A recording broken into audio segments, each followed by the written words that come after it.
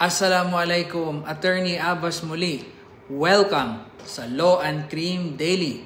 Dito, sinisimplihan natin ang usaping batas at kriminolohiya. Tara, simulan na natin. Ano ang search warrant at sino ang nag-i-issue nito?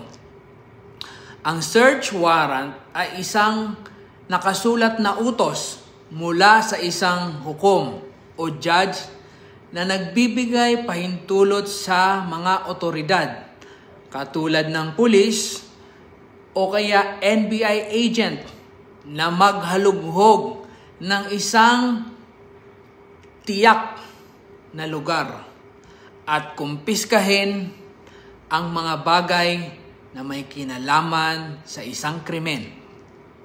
Sino ang pwedeng mag-issue nito? Under the Constitution at under ng Rules of Court, tanging ang judge lamang ang pwedeng mag-issue nito.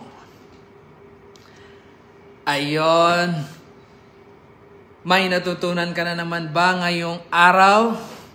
I-like, follow, at i-comment ang inyong tanong. Bye!